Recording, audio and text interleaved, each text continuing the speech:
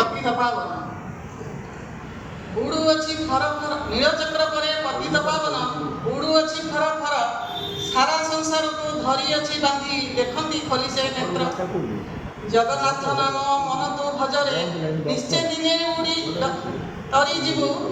ପର ନିନ୍ଦା ଜ୍ଞାନ ଛାଡ଼ିଦେ ମନରେ ପାପରୁ ରକ୍ଷା ପାଇବୁ ସେ ପରା ଆରାଧ୍ୟ ଭକ୍ତଙ୍କ ବାନ୍ଧବ ତାଙ୍କରି ଶରଣ ନେବୁ ଘୋର ସଂକଟରୁ ଉଦ୍ଧାର ପାଇବୁ ଶେଷରେ ମୁକ୍ତି ଲଭିବୁ କଳି ଯୁଗ ଅନ୍ତେ ମହାକାଳୀ କଳି ଭୋଗ ସର୍ବେ ପାପର ଭଣ୍ଡାର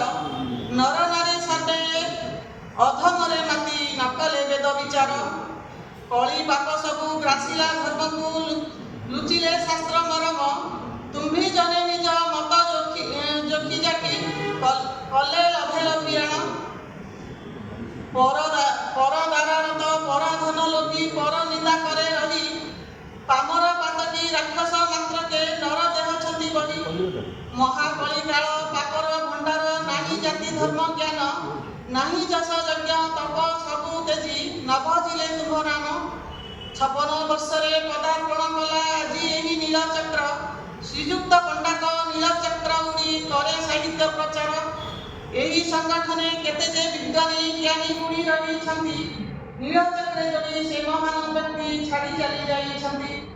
ଏହି ଅନୁଷ୍ଠାନେ ପତିତ ପାବନ ନୀଳଚକ୍ରେ ଉଡ଼ୁଛନ୍ତି ଓଡ଼ିଆ ନବବର୍ଷ ହେବ ସମୃଦ୍ଧି ଭାଷାର ହେବ ଉନ୍ନତି ଜୟ ନୀଳଚକ୍ର ଜୟ ଜଗନ୍ନାଥ।